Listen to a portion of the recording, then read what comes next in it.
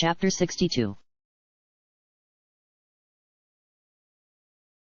Lorelei stared up at the sky above.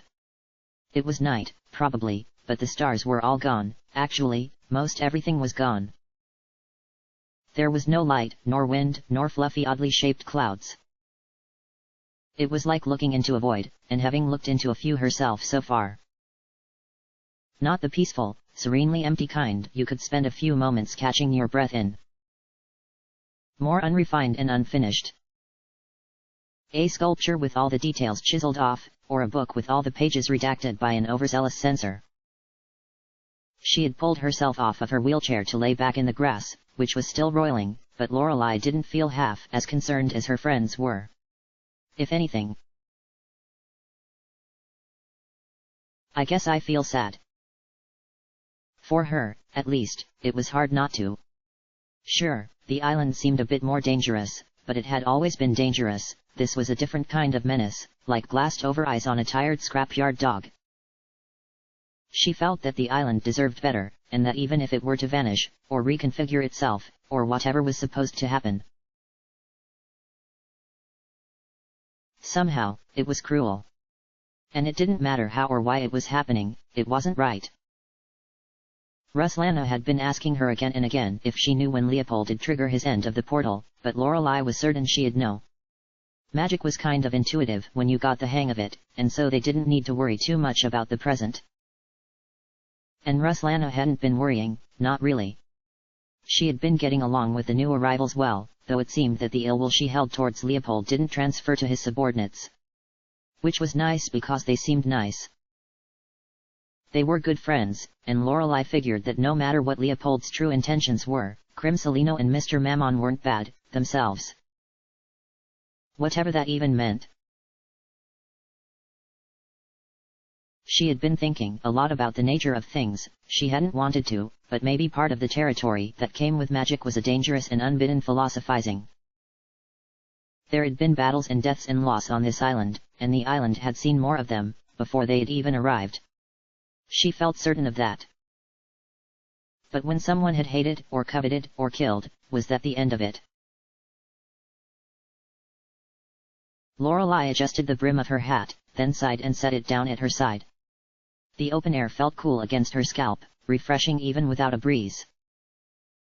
Maybe there was no deeper purpose, and the island was precisely what they had been told it was, some kind of simulation or realm to wait things out while the world back home did. But she had seen death, and learned real magic, and felt hope and loss in equal measure. This was all real, all too real, and that raised more questions than it answered, not that any one answer would be sufficient. Do you mind if I join you? Lorelei's mental reverie was completely destroyed as Ruslana walked over, wearing WW what is that? I mean, sure, sorry.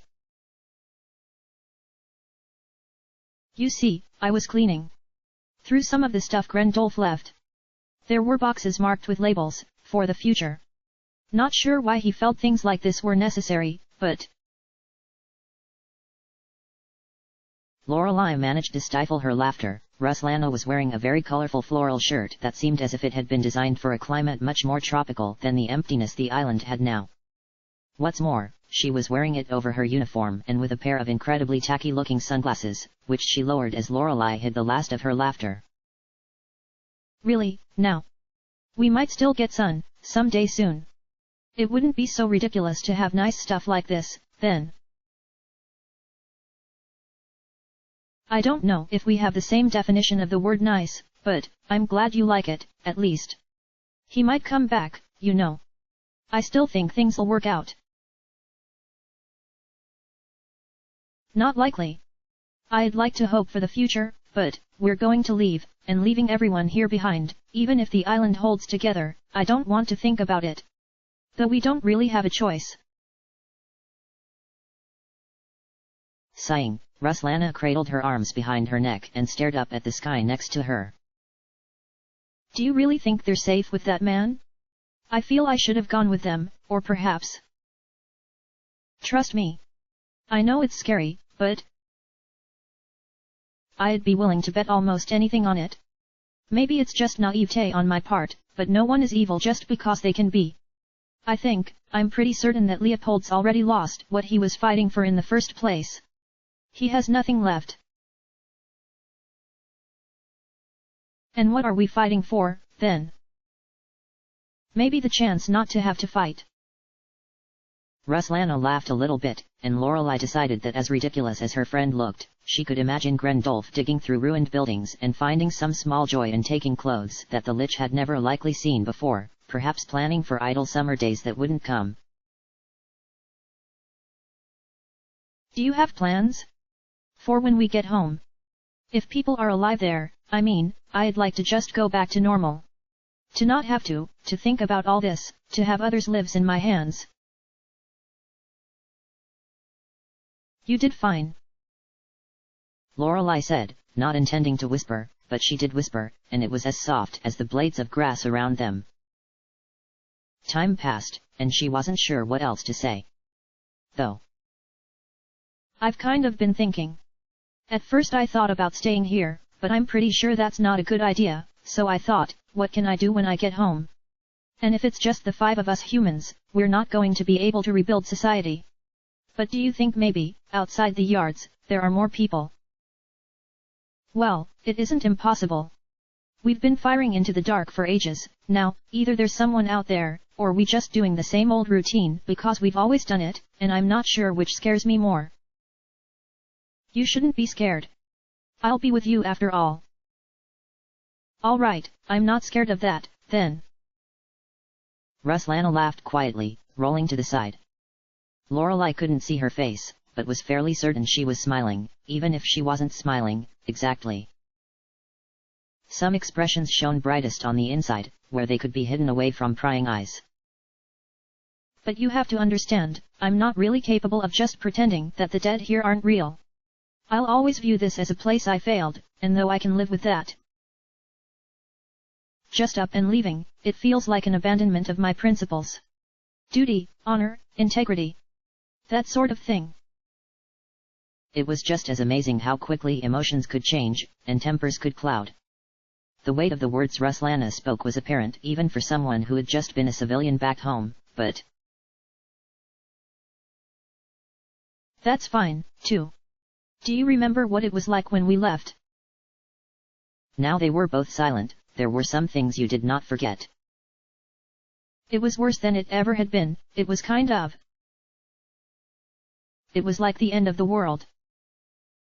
Lorelei felt weird as she said that, looking up at the featureless sky and feeling the electric tension around them. It was an entirely different kind of feeling here, but...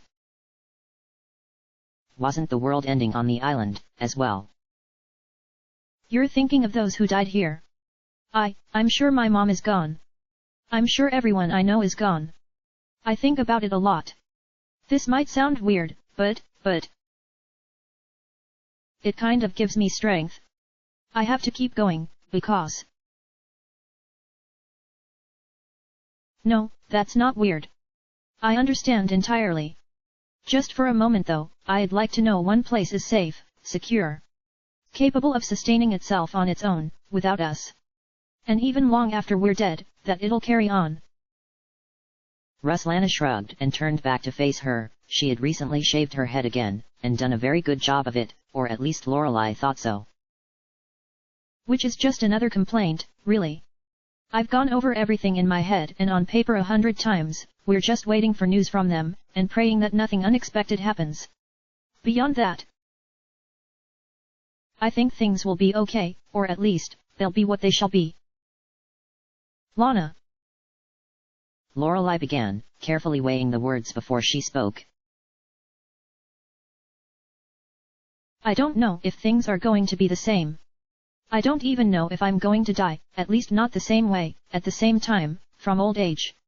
Everything has changed. I know. Ruslana responded, quietly.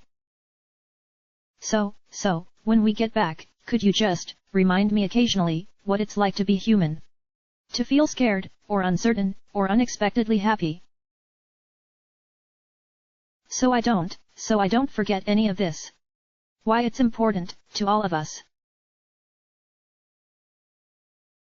You have my word. And Ruslana promised it so suddenly and so forcefully that they both laughed, for it sounded absolutely ludicrous, but it was the best kind of laughter, free and open-hearted. I'm sorry, I really didn't mean to sound so, you know. No, it's fine, and, thank you. Mildred is an amazing mentor, but if I ever took on apprentices, I don't think I'd want to teach them in the same way, or just stay cooped up in a planetarium all day. Ruslana smiled, her eyes bright. Hey, that reminds me. I've been thinking, no matter the state of it, wouldn't it be nice to have an actual planetarium, back home? Chart the stars, the ones we knew. And if all the old atlases are gone, I suppose it'd even fall to you to name them. Pfft, Lana. Imagine, though, Zhao could have his own studio. 12 studios, give or take one. And even if we're the last people to see it, it'd be nice to think that we've given the world something, before it goes on without us. Alright, well what about Koza, then?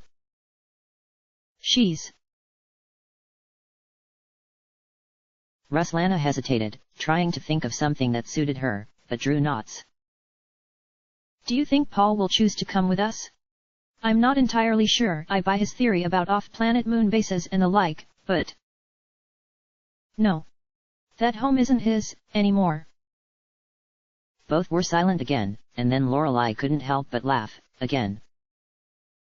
You could keep Leopold locked up in a little jail or something, I mean, there's probably enough empty buildings to swap them day in and day out. What a strange mental image. And it was, but there was something kind of exciting about the idea of finally seeing home again after so long, even if Lorelei couldn't remember what home had been like, exactly. Mrs. Hey there, Binky. Situation report, or are you taking some downtime yourself? Ruslana asked with a smile as the Cyclops approached. Inexplicably, he had also donned one of the very bright floral shirts, but perhaps there didn't need to be a greater reason when you were having fun. Oh. Just wanted to take some downtime. Nice weather, even with the weather. Binky smiled and plopped down into the dirt. It cratered around him, and Lorelei's wheelchair rolled a few inches away, but Lorelei felt that the only thing that would have made the feeling nicer was if the bright sun rose, and cast their 3 shadows far and wide. Not that any shadows were visible against this weird and artificial sky. Just missing Boleslava. Hope she is okay. She has a really big heart, and sometimes it gets hurt easily. Even when you can fix other people's hearts, fixing your own is tough. Ruslana nodded sagely even as Binky exhaled in a long sigh. Little Boleslava seems to be made of tougher stuff than all that. Anyone who wanders around so freely can't be too averse to a little danger. I'm sure the both of them are fine, really. And anyway, they know that if they come here, they're welcome. If things get too bad, I hope. So does Binky. But Binky believes in them, too. Boleslava will make Miss Koza come back here if things get too bad, even if she to drag her here. For some reason, the image of tiny Boleslava dragging a flailing and sputtering middle-aged woman semi-protesting through the island seemed less impossible than it might have earlier, and a welcome distraction from the unchanging horizon. The 3 shared quiet, safe laughter, and then Binky cleared his throat. Not just hopes, though. Also some thoughts, Binky isn't sure, but do you really think that this place is safe from dragon attacks? Absolutely. I swear it, even if I have to take my rifle and fight them both myself, again. Even if it is to the end. Ruslana murmured, and Binky sighed. Do you think, Miss Ruslana, the dragons are safe, too? It was an oddly chilling question, and that caught both Ruslana and Lorelei off guard.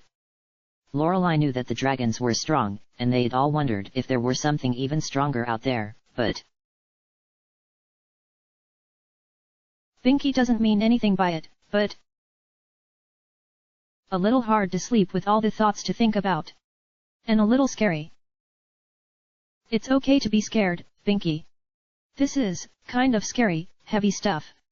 I mean, I'm still wondering if there were stellar bases back home, and if they had failed or something before they tried sending us here.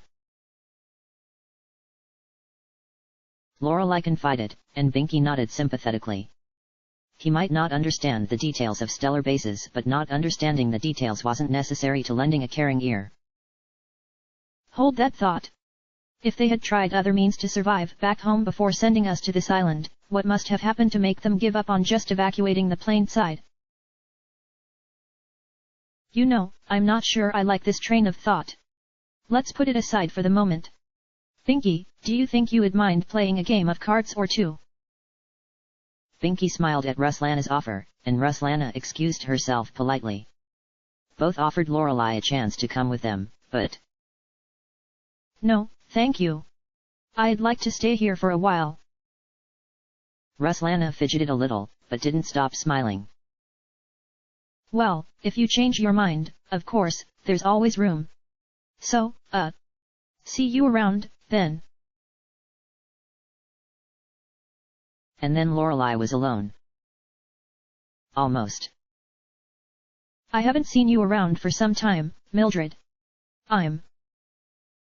She was certain that neither Ruslana nor Binky were around, and it wasn't as if there was anyone alive within distance on this island, so Lorelei let her emotions wash over her.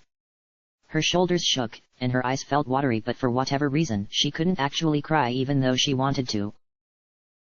It just all felt so heavy. Mildred watched without any obvious expression.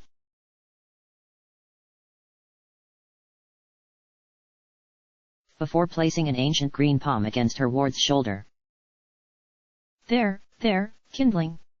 It does not suit you to be so afraid. The two of us are quite powerful, of that I'm certain. Whatever may come, you've done well, more than you deserved, or perhaps I expected. And where have you been? I know there must have been matters you're looking into, but without your guidance, there's so much I'm not entirely sure I know how to deal with. There was this, I guess it was a vision that Leopold and I were shown, and...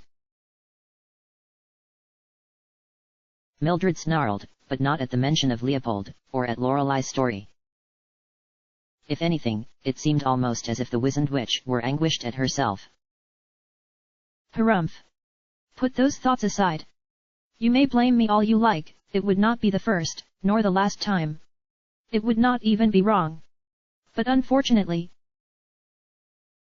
there is still worse to come. And I am afraid you must persevere, because you've reached a plateau where I do not know the outcome anymore. How tiny Mildred was. Age stooped her over and made her seem smaller than she actually was, but even still, it was the spire of her hat and her constant dour expression that made her seem a larger and more forceful personality than the witch actually was. Realizing it made Lorelei feel awfully small herself, but... If that's the case, I won't let you down, Mildred. There are too many people counting on us. And her mentor smiled imperceptibly, in the way only witches can. Harumph. I suppose I should thank you, then. So if I were to do so, thank you, Lorelei. Even if the outcome is a dreaded one.